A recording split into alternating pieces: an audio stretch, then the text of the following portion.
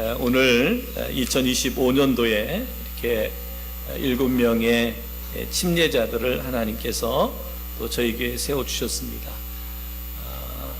이 시간 5명의 그 침례자들의 신앙의 고백을 통해서 얼마나 내가 예수 그리스도의 이름으로 구원받은 사실이 얼마나 감격스럽고 감동된 것인지 다시 한번 우리가 우리 믿음과 신앙을 확인하고 더욱더 믿음 안에서 결단함으로 나아가는 은혜와 축복이 있기를 주님의 이름으로 축원드립니다.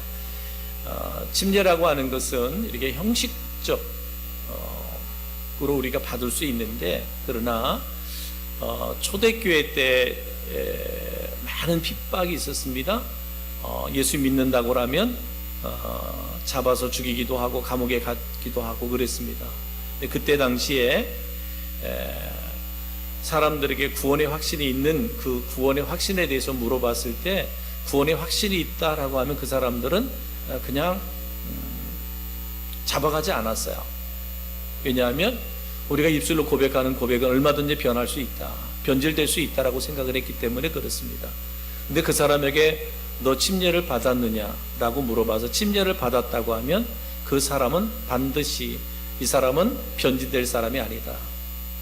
그래서 그 사람은 잡아 감옥에 가두기도 하고 가족들과 생이별을 지키기도 하고 심한 사람은 죽이기도 하고 그만큼 침례라고 하는 것은 구원의 확신을 갖고 이제 이 사람은 어떤 경우에도 변하지 않는다, 변질되지 않는다 라고 하는 그런 확고함을 가졌습니다. 그래서 오늘 신앙의 고백을 한 여러분들, 여러분의 신앙은 그 어떤 환난과 핍박이 와도 절대로 변하지 않는 믿음, 흔들리지 않는 믿음, 더 견고한 믿음을 갖고 승리할 수 있기를 주님의 이름으로 축복합니다.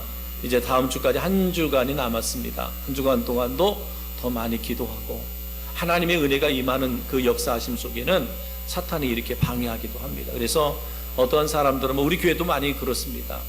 침례 받을 때까지 열심히 신앙생활 하다가 침례 받고 신앙생활에서 멀어져 가는 사람들도 많아요.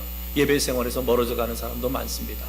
그만큼 사단이 역사하기 때문에 그렇습니다. 그렇기 때문에 우리가 침례 받는 사람도 그들을 위해서 중보하는 교회가 되어져야 된다라고 하는 것을 말씀드리면서 다시 한번 한 주간 동안 더 기도로 준비하면서 평생 한 번 맞는 거잖아요. 평생 한 번 맞는 거기 때문에 더 뜨거운 마음을 가지고 침례 받을 수 있기를 바랍니다. 그래서 우리 성도들 가운데도 세례 받으신 분들 가운데 침례를 받기를 원하면 다시 침례를 또 받기도 하는데, 아무쪼록 한 주간 동안 더 많이 기도하셔서 그 침례를 통한 하나님의 영광됨이 또 성령의 그 충만한 임재가 모두에게 임할 수 있기를 주님의 이름으로 축복합니다.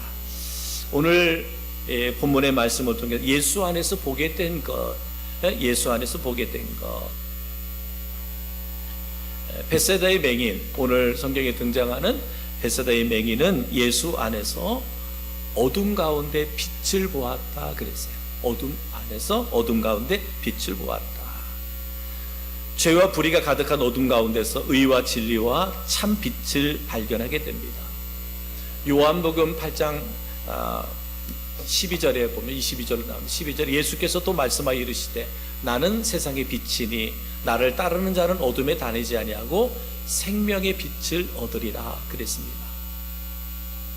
오늘 이 벳세다의 맹인이 예수님 안에서 바로 어둠 가운데 빛을 보았습니다. 사랑하는 성도 여러분, 혹이라도 여러분들 가운데 어둠 속에 있다면 그리스도 안에서, 예수 안에서 빛을 볼 수 있는 우리 성도들이 되기를 주님의 이름으로 축복합니다. 또 어땠습니까? 벳세다의 맹인은 절망 가운데 소망을 보았어요. 절망 가운데 소망을 보았습니다. 실패와 좌절뿐인 유한한 세상 가운데서 참된 기쁨과 행복을 보장하는 영원한 소망을 보게 됐다. 아무것도 볼 수 없는 절망 가운데 있었습니다. 근데 그리스도 안에서, 주님 안에서 영원한 소망을 보게 됐다. 사도행전 24장 15절에 그들이 기다리는 바 하나님께 향한 소망을 나도 가졌으니 곧 의인과 악인의 부활이 있으리라 함이니라 말씀했습니다. 여러분, 주님 안에는 소망이 있습니다. 그렇죠? 하나님 안에 소망이 있습니다. 사랑하는 성도 여러분, 때로는 나의 환경들, 나의 삶의 여건들은 나를 지치게도 하고 나를 넘어지게도 하고 나를 절망하게도 하는 그런 환경과 상황이 있을지라도 예수 안에서는, 그죠? 말씀 안에서는 우리에게 소망이 있다. 그 소망을 갖고 살아갈 수 있는 우리 모든 성도들 되기를 주님의 이름으로 축복합니다.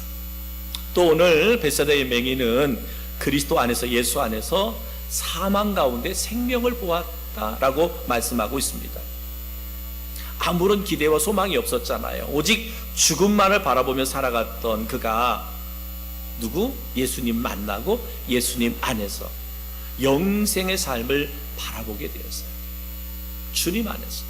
그래서 요한복음 15장 24절에 이렇게 말씀합니다. 내가 아무도 못한 일을 그들 중에서 하지 아니하였더라면 그들에게 죄가 없었으려니와 지금은 그들이 나와 내 아버지를 보았고 또 미워하였도다 라고 말씀하고 있습니다. 죽음만 바라보던 그가 아무런 내일에 대한 기대와 소망을 갖지 않고 죽음만 바라보던 그가 사망 가운데서 생명을 보게 됐어요. 누구를 통해서? 예수님을 통해서, 그리스도를 통해서 소망을 보게 되더라. 어둠 가운데 빛을 보았습니다. 절망 가운데 소망을 보았습니다. 사망 가운데 생명을 보았습니다. 베세다의 맹인이 누구 안에서? 그리스도 안에서, 주님 안에서 그렇습니다. 여러분, 우리가 그리스도로 살아가지만 때로는 우리가 영적인 눈이 어두워서, 영의 눈이 어두워서 우리는 어둠 가운데 살아갈 때가 있어요. 혹이라도 이런 성도가 있다면 주님 안에서 빛을 바라볼 수 있는 성도들이 되기를 바랍니다. 절망 가운데 있는 이들에게 예수 그리스도 안에서 소망을 바라볼 수 있기를 주님의 이름으로 축복합니다. 생명 없는 그저 사망 가운데 살아가는 이들에게는 그리스도 안에서 생명, 영원한 생명, 영원한 하나님의 나라 천국을 바라볼 수 있는 은혜가 있기를 주님의 이름으로 축복합니다. 빌립보서 2장 5절에 이렇게 말씀합니다. 너희 안에 이 마음을 품으라. 곧 그리스도 예수의 마음이니. 여러분, 예수 안에 변화됐다면, 예수 안에서 새 생명을 얻었다면 내 안에 그리스도의 마음을 품으라. 예수의 마음을 품으라 말씀하고 있습니다. 이 말은 우리의 마음을, 예수의 마음을 내 마음에 담으라는 거예요. 예수의 마음, 예수의 마음. 예수의 마음을 내 마음에 담아라. 그 마음이 뭐냐? 바로 예수의 마음은 사랑입니다. 여러분, 주님 안에서 거듭나고 변화된 여러분 마음속에 예수님의 사랑의 마음을 담는 우리 성도들이 되기를 주님의 이름으로 축복합니다. 독생자를 우리 위해 십자가에 되어주신 하나님의 사랑과 인류를 위해 자기 자신을 희생제물로 드린 그리스도의 사랑, 이 사랑을 우리가 우리의 마음에 담아야 된다. 하나님의 사랑의 마음, 예수의 사랑의 마음을 담아서 그 사랑의 마음이 더 많은 영혼들을 사랑할 수 있는 우리 성도들 되기를 주의 이름으로 축복합니다. 예수 이름으로 사랑하고 예수의 이름으로 축복할 수 있는 성도들, 그게 뭐예요? 그리스도의 마음을 담은 성도들이에요. 두 번째는 뭐냐? 그 말씀이 요한복음 3장 16절에 이렇게 말씀합니다. 그가 우리를 위하여 목숨을 버리셨으니 우리가 이로써 사랑을 알고 우리도 형제를 위하여 목숨을 버리는 것이 마땅하니라. 그죠? 그리스도의 사랑을 실천하는 것, 그리스도의 사랑을 나누는 것. 예수님이 기꺼이 나를 위해서 당신의 모든 것을 내어주셨던 그리스도의 사랑, 하나님의 사랑을 우리도 나눌 수 있어야 된다라고 하는 것이고요. 두 번째, 예수의 마음을 담아야 되는데 그 예수의 마음이 뭐냐? 바로 믿음을 담자. 믿음. 여러분, 믿음은 하나님의 능력이 임하는 통로이며 하나님의 사랑이 쏟아져 들어오는 영혼의 창과 같은 거예요. 능력이 우리 가운데 임하는 통로가 되고 하나님의 사랑이 내 안에 쏟아져 들어오는 영혼의 창이 된다 하는 거예요. 믿음. 이 믿음을 내 마음에 담아야 돼요. 우리 성도들은 믿음을 내 마음에 담아. 이것이 예수님의 마음이라 그랬어요. 예수님의 마음. 그래서 로마서 1장 17절에 이렇게 말합니다. 복음에는 하나님의 의가 나타나서 믿음으로 믿음에 이르게 하나니 기록된 바 오직 의인은 믿음으로 말미암아 살리라 라고 말씀합니다. 여러분, 여러분의 마음에 예수 그리스도의 믿음의 마음을 담을 수 있기를 주의 이름으로 축복합니다. 믿음은 능력이에요. 믿음의 능력. 그래서 하나님의 능력이 임하는 통로가 뭐다? 믿음이다. 믿음은 하나님의 사랑이 내게로 돌아오는 영혼의 창과 같은 것이다.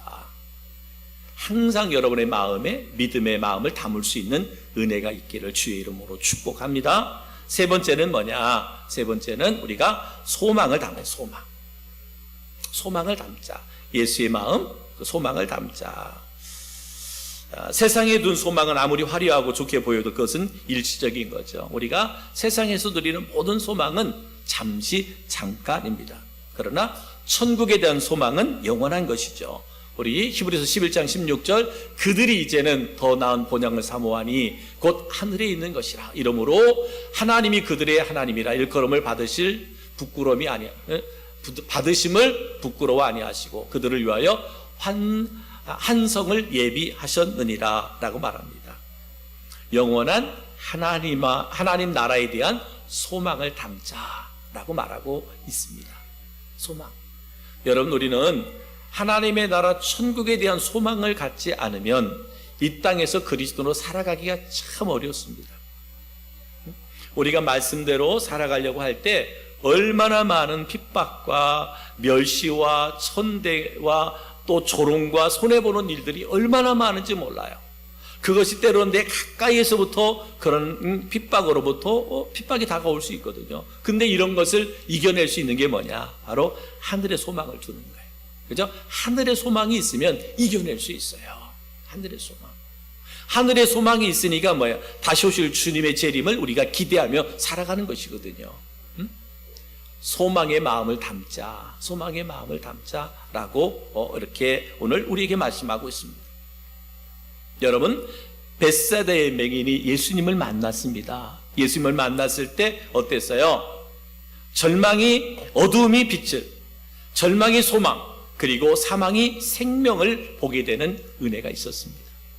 그의 마음에 예수의 마음을 담았더니 예수의 마음을 담았는데 그 예수의 마음이 뭐라 그랬어요? 사랑, 믿음, 소망. 이것이 담겨졌어요. 사랑하는 성도 여러분, 저는 이 시대 그리스도로 살아가면서 여러분의 마음에 예수의 마음이 담겨지기를 주의 이름으로 축복합니다. 이것이 사랑이라 그랬어요. 이것이 믿음이라 그랬어요. 이것이 소망이라 그랬습니다. 이 믿음 갖고 이 신앙 갖고 한 주간 동안도 승리하시고 하나님께 영광 올려드리고 다음 주에 침례식을 또 기대하면서 살아가는 저희 모두가 될 수 있기를 주님의 이름으로 축복합니다. 할렐루야. 거룩하신 하나님, 우리 하나님의 크신 은혜와 사랑을 고맙습니다. 감사합니다. 오늘도 하나님께서 오후 찬양 예배 가운데 특별히 하나님 이제 침례받을 침례자들의 신앙 고백을 통해서 저들이 얼마나 그리스도 안에서 아버지 하나님의 구원받고 아버지 구원받은 자들로서 우리의 신앙을 고백하며 내가 이제는 하나님의 자녀가 되었고 천국의 백성이 되었음을 고백하게 하셔서 고맙습니다. 저들의 신앙의 고백이 나의 신앙의 고백이 되게 하시고 그 고백이 흔들리지 않도록 우리가 믿음의 아버지 지체들로 서로 기도하고 서로 중보하며 서로 격려하며 서로 위로하며 서로 세워주는 그런 놀라운 은혜와 역사가 있게 하여 주시기를 원합니다. 우리 주님은 한 생명을 천하보다 귀하다 여겼습니다. 아버지 7명의 지체가 예수 믿고 구원받아 이제는 침례를 받는 그런 그 영광스러운 아버지 축복을 누리게 됐습니다. 하나님, 우리 교회가 저들을 마음껏 축복하게 하시고 마음껏 저들을 위해서 기도하게 하시고 그래서 하나님 이 침례식이 저희 교회에게는 큰 축제가 되고 영광이 되어질 수 있도록 주님 도와주시기를 원합니다. 특별히 우리에게 주신 이 말씀을 기억하고 하나님 아버지 우리의 영적인 앞을 볼 수 없는 영적인 소경된 맹인된 저희들이 예수 안에서 아버지 빛을 보게 하시고 소망을 보게 하시고 생명을 볼 수 있도록 도와주시고 예수의 마음 아버지 사랑과 믿음과 소망을 내 마음에 담고 승리해 갈 수 있는 우리 모든 성도들 되도록 주님 도와주옵소서. 예수님의 귀하신 이름으로 축복하며 기도하옵나이다. 아멘. 교회 소식을 전하겠습니다. 예, 오늘 침례자들의 신앙의 고백이 있었습니다. 총 7명의 신앙 침례자들이 있고 오늘 5명이 신앙 고백을 했는데 2명은 못 했는데 다음 주일 침례식 전에 할 수 있으면 하도록 하겠고요. 다음 주에는 오후 예배를 1시에 이곳에서 예배를 드리고 바로 평화침례교회로 출발해서 거기서 그냥 바로 한번 기도하고 침례식을 바로 행합니다. 그리고 침례식 이후에는 거기서 수영장이니까 놀 사람들은 좀 물놀이도 좀 하고 또 이렇게 또 교제하는 또 식사도 함께 나누는 그런 교제의 시간을 갖도록 하겠습니다. 8월 15일은 광복절입니다.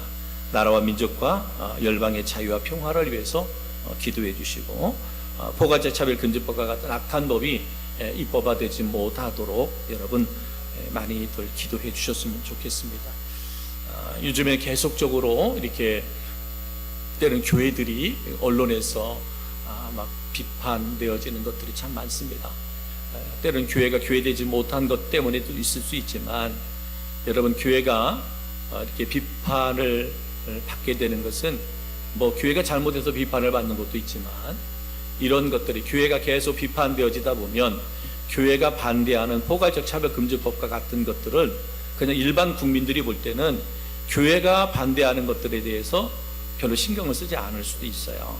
그러니까 이런 것들 또한 교묘한 사악한 것들의 대적이라고 볼 수도 있으니까 여러분 더 많이 기도하시고 더 많이 기도하셔서 정말 우리 그리스도인들이 교회가 바른 믿음과 신앙생활 할 수 있도록 해주셨으면 좋겠고요.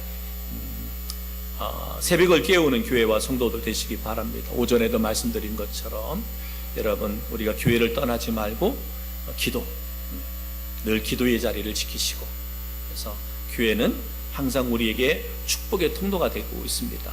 늘 기도로 깨어있는 교회가 되고 성도들이 되어줄 수 있기를 바라겠고요.